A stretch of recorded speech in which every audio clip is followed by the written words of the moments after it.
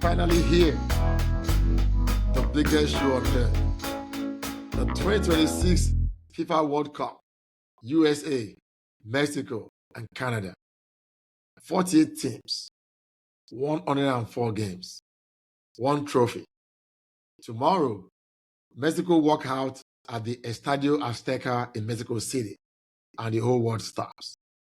For 39 days, nothing else matters. This is it.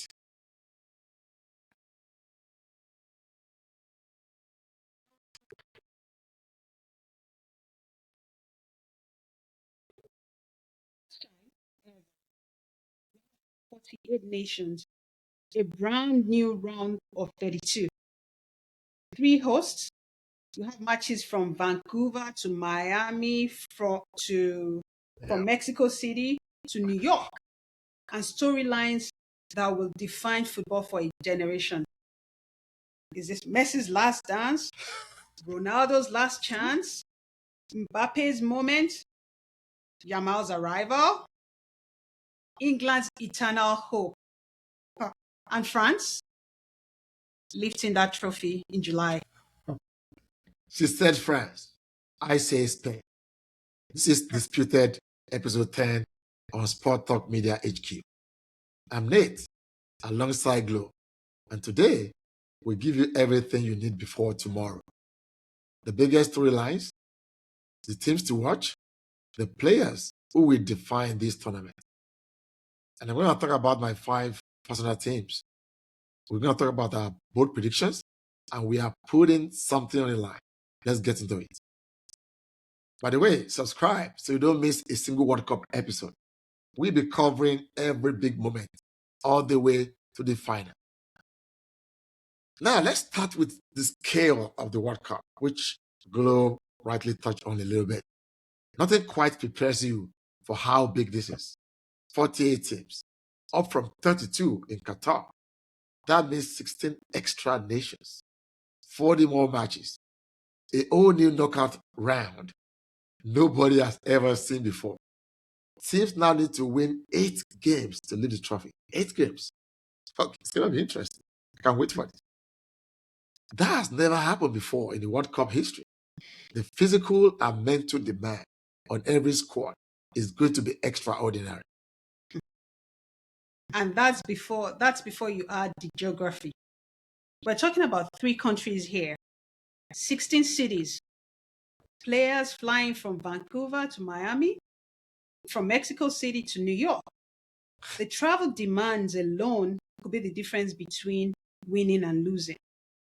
A team that draws favorably in the bracket that stays in one region has a massive advantage over a team bouncing from 3 different time zones. You know how the US is, Mexico, and yeah, Canada and all that. This even US has tournament, 2 time zones. oh yeah, or just even US. 4. We have 4. And then you have to and throw 4 time in zones. Mexico, you have to throw in Canada. This tournament, it rewards squad depth like no other in the history of the World Cup. Yeah, you're right. Yeah, I agree with all the time zone, PST, CST, MST. I don't know. Everything. It's gonna be interesting. And here's the biggest tactical shift. The new round of 32. Not just 16 teams advance. 32 teams make it out of the group stage. We're gonna have all the 12 group winners, they're gonna make it out, all the 12 runner-ups, and the 8 best third place teams. That means even finishing third in your group could keep you alive, which also means no team can truly relax in the group stage. Every point matters more than ever. One bad game, and you could be out on goal difference. So So funny. I'm gonna ask our viewers one thing: is the 48 team format good for football, or does it water down the competition? Drop your opinion in the comments. I want to hear what you think. I know when you look at the whole thing, you also have to talk about the biggest storylines. We start from maybe the first storyline there is at this World Cup. Is this Messi's last dance? Lionel Messi is 38 years old. He'll be 39 actually during the tournament. He has gone to 6 World Cups already. One winners medal that I got in Qatar in 2022 is back for another shot at something no player has ever done. That is winning back-to-back World Cup titles. Yeah. You know, he's not the only player. He's, when you look at him, he's not the same player that he was 4 years ago. So you have to expect fewer minutes for him, and he would have to, have like selected moments in this tournament. That said, Messi has a very good track record of producing in very high pressure knockout football. And Argentina, as a country, they are a well-structured side, capable of going deep in the tournament regardless of Messi.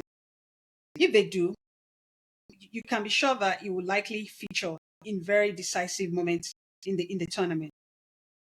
This actually is his last realistic chance at his second World Cup title. That alone is worth watching. It's enough reason to watch the World Cup. Well, but the thing is, every year someone says Messi's finished. Every year he delivers. But Argentina defending the World Cup, I think it's a stretch. The squad around him they've all aged. The freshness of 2022 is gone. But never write off Lionel Messi at the World Cup.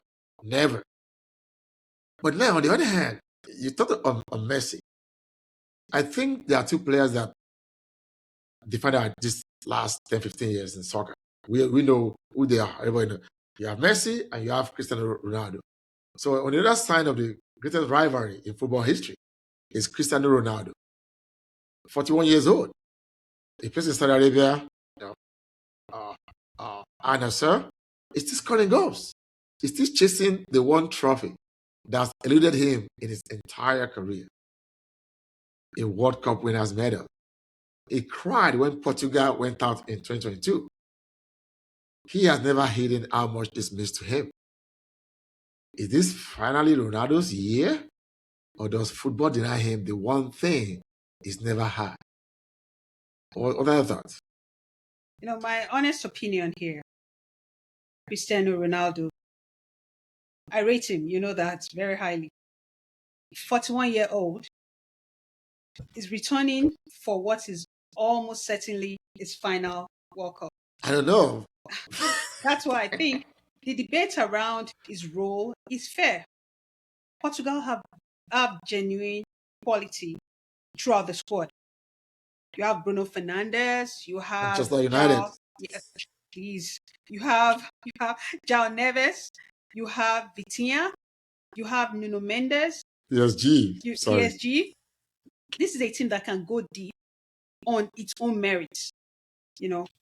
Ronaldo may not be the driving force as he once was at this level, but writing him off entirely will be the biggest mistake anyone makes. He has a habit of producing in the moments that matter. And if Portugal progresses, he could still play a big part. The squad, obviously, is the reason for the optimism. If Ronaldo adds anything to it, it makes it all the better. And, also another storyline that you have to talk about in this whole thing is Kylian Mbappe's unfinished business. Yeah. At the last World Cup, at the last World Cup, Kylian was 23. Now he's 27. Okay. That time, he's 27 year old. You're right. 27 year old now. He was young at the time. In the absolute prime of his career. Remember, he scored a hat trick in the 2022 World Cup final. And we thought he was going to force. And he still ended up on the losing side. Yeah. And while he was absent, from PSG, having left PSG, his former PSG teammates, you've got Dembele, Doué, and the others, they went on and won back-to-back Champions League titles without him. That has to sting, for him. This man has unfinished business everywhere he goes. But this isn't just about Mbappe. France is stacked. Yeah. You have Chomeni, Rabiot, Rabiot like providing still in the midfield. And then when you have to drop the likes of Olise, Doué, Cheki, who Yeah, offer check it too. creativity and width that can unlock any defense, then you know what we're talking here. You got Saliba, the Rolls Royce at the back, one of the best center halves in the world right now. Several of these players, they arrived at the World Cup as back-to-back Champions League winners. So you have to factor in the momentum that they have behind them. Mbappe is the spark for this team, but France are the engine. That combination is why I believe they lift the World Cup this summer. Wow. Honestly, I wouldn't be too confident. Mbappe is the most dangerous player in this tournament. No question. If you watch that, but France lost to Ivory Coast in their warm-up game. Spain drew with Iraq. I get it. The pre-tournament friendlies are a warming. They are a warning, right? Nobody's ready yet. You're kind of warming up for the main tournament, so you can't really use that to judge what may or may not happen. The heat and the travel across North America will test everyone. So, as we said earlier, playing across different time zones, the travel will really impact what may happen to the teams. But I'm not doubting that Mbappe is incredible. But Lamine Yamal, uh, playing his first World Cup, already a European champion, because he won in, of course, Barcelona. You know what happened, right? They won the title. Yeah, La Liga. It's going to make people forget about everyone is this summer. Watch Yamal for it. So one other thing that another storyline that kind of comes to mind that we should talk about is the new generation. Yeah, I thought about Yamal. You got Bellingham. You got Güler. So this World Cup isn't just about the last dance for Messi and Ronaldo. It's about the first dance for a new generation. I'm kind of looking at this World Cup that could it be more of a passing of the torch? Like, because one thing that you and I have always talked about is this last generation. I felt Ronaldo and Messi dominated for the most part, and we haven't really seen people that really contended with them. I'm thinking this new generation of players could be they are excited. We talk about Lamine Yamal, who's a European champion already. You talk about Jubileum, who's 22, Real Madrid, one of the best midfielders in the world right now. When he's healthy, he's really good. And Aguila, 21, Real Madrid, you got Turkey's creative heartbeat. And these are the players that I believe will carry the next decade of football. And I believe this World Cup is their introduction to the world's biggest stage. Like, what? Do you agree Oh, with me? oh yeah. You know, the beautiful thing about this new generation is their fearlessness. So Yamal won the Euros at 16. Yeah. So Bellingham young. scored in knockout rounds for Real Madrid at 20. These are not players who will be overawed by the World Cup, really. They have they have been in big moments already. Even though their age is, by age they're young, but they've been in big moments and they're ready for this World Cup. And that is what makes this tournament so exciting. I can't wait for it. We are watching the changing of the guard happen in real time. Absolutely. So one of my favorite storyline every World Cup. Can England finally win it? Look, 60 years. Right. It's been 60 years since England lifted a major trophy. Their own World Cup on home soil in 1966. 1966. Every tournament since then, heartbreak, penalties, near misses, semi-final exits. But this time, Harry Kane, who scored like I believe it's called about like if you look at his entire goals across even with friendlies, even with the league, it's over 60 goals, right? In total. He scored about 15 goals alone for Bayern Munich this season. You got Julie Bellingham, you got your one of your favorite players in Arsenal, Bukayo Saka. Right, Saka is there. Starboy. You got Bukayo. You got Declan Rice, who I think is a great midfielder for sure. You got Morgan Rogers. So Thomas Tuchel, Tuchel, I think is a manager who has won the Champions League. So Tuchel has that experience, right? England going to this tournament with arguably their best squad since 1966. Is 2026 finally coming home? For me, as an Arsenal fan, I'll say this. England have the players. And Saka at a World Cup in the form he showed at Arsenal this season. When fit, that's a caveat. Because he hasn't really been fit. And that's why we haven't seen the Saka that we know. But if anything like the Saka that we know when fit rears its head in this World Cup, that would be a terrifying prospect for any defender. But England, for whatever reason, they always find a way to bottle it. They make things harder than they really need to be. The big moments bottled, you know. But I'm trusting, the grit of the manager, Thomas Tuchel. He's different. He has a winning mentality that the English football actually have lacked for all this time. I think England go to the semi-finals. Whether they go further, ask me that in July. Okay. And again, will England win the World Cup? Comment your honest answer. Put in the comments. No fence sitting. Yay or nay. Is England winning the World Cup? So we're going to talk about. There are a few things that I just think they will do in World Cup. I'm going to talk about the team, and then I know you have your teams that you are thinking we do well too. When we did our earlier segment on the World Cup, when the draws were out, I know you had France winning the World Cup. You haven't shifted a bit, which is good. I have Spain. Spain is my pick, but I do have my dark horse, which we can talk about later. Spain, European champions, FIFA #1 ranked team in the world. They are playing the most beautiful football of any nation on the planet. And they have Lamine Yamal, the most exciting, young player in world football. Group H, you got Spain, Uruguay, Saudi Arabia, Cape Verde. That group is very manageable. Spain should top that group with ease. And then the knockouts, the combination play, their pressing, their depth. I do not see who stopped them over 7 games.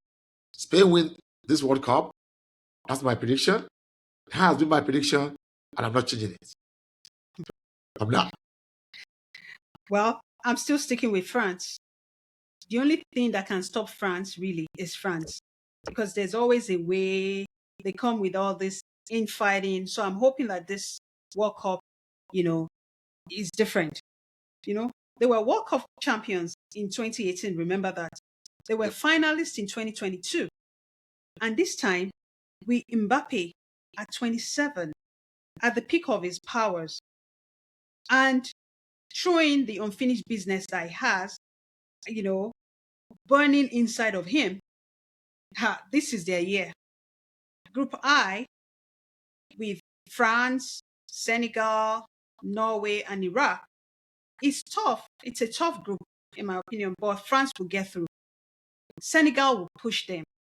Norway Absolutely. with Haaland and Odegaard are dangerous, but France have the quality at every position. The depth is incredible for France. And when Mbappe is motivated, there's no stopping France. France wins the World Cup. That's my final answer. Okay. I can't wait to see how everything unfolds. Now, England. I think England are my dark horse. I'm hopeful, but I'm a bit cautious with England. England in Group L. Group L, we have England, Croatia, Panama, and Ghana. They should win that group. Croatia have Modric at 40, who's still brilliant, but not the force of 2018. Yeah, it's not the force of 2018, but it's still a good player. I believe England, they get through comfortably. In the knockout, Kane in this form, Bellingham pulling the strings, Saka creating, injury permitting, England can beat anyone on their day. My honest expectation will be semi-finals. Where they go further, it depends on the draw and whether Tuchel get the best out of them in the big moment. I want England to win it. If you ask me someone, I want to win it. So there's sometimes you have what your heart tells you and what your body, what you're thinking, right? I want England to win it. I just can't fully believe it yet. But we'll see how things go. Now, on the personal angle, if I look at the African teams that are going to be playing, I'm kind of, you got Senegal, as I said, you got Morocco, a lot of good teams. But I'm leaning towards Egypt because of Mo Salah. And Mo Salah, this may be his last World Cup. Maybe he may come to one more. I don't know. you know, they're in Group G. You got Belgium, you got Iran, you got Egypt, you have New Zealand. So Belgium, Iran, Egypt, New Zealand, in Group G. It's a tough group. Belgium are very strong. A new generation now, not the golden generation of 2018, but they are still very dangerous. Egypt needs to beat Iran and New Zealand and hope for something against Belgium. Mo Salah, 33, won the last tournament for the greatest African player of his generation. But again, maybe he defies all odds, figures something out. He plays up to 40 like Messi and Ronaldo. We don't know. That time will tell. But it's one of the best African players. This generation, I think, is arguably one of a very good player in the generation. If Salah is fit and fiery, Egypt can cause problems. My realistic expectation, they push Belgium, they beat Iran and New Zealand, and potentially sneak into the round of 32 as a top place team. That will be history for Egyptian football. I agree with you. I also want Egypt to do well. Seeing so many African nations represented here is hard to ignore. You have Egypt, Morocco, Senegal, Ghana, Ivory Coast, DR Congo, and Algeria. They are all in this tournament. It just saddens me that Nigeria couldn't force their way with all Nigeria this. should be there. With many African We should be countries there. represented. This number? This is the biggest representation of Africa, and Nigeria didn't make it. We should be there. It's just sad. The continent has genuine talent on the biggest stage at this point. You've got Mo Salah leading Egypt, Ashraf Hakimi, and Brahim Diaz for Morocco. You've got Sadio Mane. It's still very, very influential. For Senegal, Ivory Coast has Amad Diallo, who brings creativity and energy in attack. The African nations are not just making up the numbers here. Several of them are capable of a deep run. And Mo, at 33, on the biggest stage, he has never quite conquered it for Egypt, in my opinion. That alone has to be the reason that this for Egypt is a must-watch television. Yeah, absolutely, and we see African. We have a lot of representation in Africa from Africa. I hope to see African teams even go further. I think Ghana went furthest. They were was it quarter or semifinals? No, not Ghana. It was Morocco. It was Ghana. Ghana went further. Remember Ghana? The penalty? No, that was in 2022. Remember, I think Morocco went furthest this time around. Morocco went far. So, really? Okay. Yeah, Morocco. I thought Ghana went as far as they were the last team that went, furthest. So was it quarter or semi? I think Morocco got to semi-final. Semi-final. Oh, that's interesting. Okay, it's good. So we'll see if somebody can top that and get even further now. We'll see how that goes. But here's a sleeping giant. Germany, they're my sleeping giant. So Germany, you got Group E. They're in Group E with Ecuador, Ivory Coast, and Curacao. Germany should top that group without breaking a sweat. Easy peasy. Curacao are making their World Cup debut. Ecuador and Ivory Coast are dangerous but beatable. The real question for Germany is, are they back? After crashing out in the group stage in 2018 and 2022, Germany desperately need a deep run. They gotta make a deep run. Nagelsmann has rebuilt them. You got Musiala, you got Verts, you got Havertz. Your guy Havertz, which the man for the big moment. And look at that, their friendly match that they played. He did really well. I think he scored and he assisted. Yeah. So Havertz seems to be in form right now. At least they run for Arsenal and then what he's been doing with the club. So they have the attacking quality. If Germany click, and I mean really click, they can reach the final. They are my dark horse pick to go all the way. So for our viewers, which teams that I mentioned, or your own team, do you think will go for this? Please drop your pick. So now right now when we did our pre World Cup again draw, you had Spain, so you had France, I had Spain. I think we see the tournament start tomorrow, so we still have a chance to change our mind. Okay, we have last opportunity to change our mind.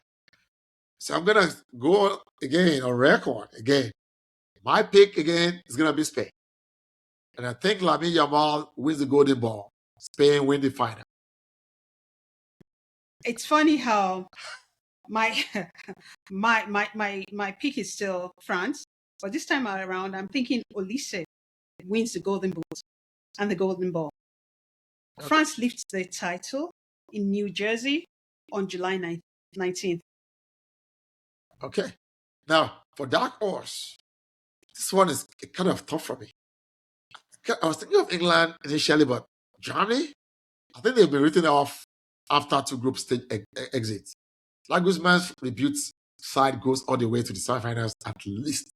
Germany are the team nobody's talking about, and that makes them dangerous. For me, when I think about Dark Horse, I'm going to be, like, obviously, I just throw a little bit of comedy in it, but then who knows, it could just happen. How about Norway? Haaland and Odegaard combination. Odegaard was just at the Champions League. It was a finalist for the Champions League this season. Obviously, his injury record has cost him a whole lot during the season. But I'm thinking that it should be fresh enough for the World Cup. They are playing their first World Cup together. Can you imagine? Haaland, for his whole domination of all the leagues that he's been in the last few years, he's going to his first World Cup. So that must be a lot of excitement there. They haven't been there since 1998. Can you imagine that? Nobody expects them, and no one expects anything from Norway. That makes them exactly the kind of team that goes deep. Norway reaches the quarterfinals at a minimum. Just quickly, one thing that just comes to mind is Haaland. This is the opportunity to show he's a top striker, in my opinion. He has to do something. If he doesn't do anything, then I probably have to rethink the way I view him. For you, who do you think your biggest upset of the group stages? I know mine. I'm thinking Senegal. Senegal may just beat France again. That's your pick. Let's not forget. No, I'm just saying. I'm just okay. My pick. I'm just saying. Like upset. The biggest upset. Something that upset. I have a pick, and then something happens out of the ordinary. You're like, absolutely. What? Senegal. Who knows? Let's not forget 2002 when Senegal beat the defending champions France that year in that season. 24 years later, they're in the same group, same opportunity, and you've got Mane leading that line. And Mane it does not care about reputations, so don't rule them out. Yeah. You know what? I kind of like that. I'm going to kind of go along something similar to what you kind of said. I'm going to throw out USA beating Argentina. They are the home soil. Crowd behind them.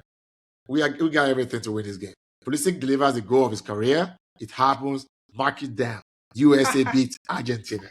Okay, let's wait. That'll be sweet. Yep, and let's talk about top scorer. This one is going to be very interesting. I said earlier that Haaland, that guy is a machine. For Manchester City, this season wasn't too good for him, but the first season he came, he was like dominant in the Premier League. But sometimes your league dominance doesn't translate to your countryside. And sometimes because the players you have around you may not be the same players that can assist for you. The quality of players may not be the same as the club level. But great players like Ronaldo, Knight of Brazil, they score goals even for their country too. So Haaland has to do something. But his top scorer I'm going with is going to be my boy, Harry Kane. He scored 15 goals this season. He's playing the best football of his career.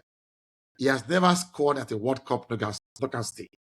This is the tournament that changes that. So mark it down. Harry Kane, top scorer in the World Cup. Yeah. I'll just add something later regarding Harry Kane. I hope he stays up front, and because he just loves dropping deep into midfield, and that kind of limits even the whole team. So I hope that because after I watched their friendly today again, and he didn't score, even though England won. I just hope that he's able to stay up top and get his goals instead of dropping. They've got enough midfielders. My own top scorer in this tournament, it'll be funny. I'm picking Olise Really? for Okay. France. He's not coming just as a supporting act. He's the standout creative player in Europe this season. 15 goals, 19 assists in the Bundesliga. He also won the Bundesliga Player of the Season.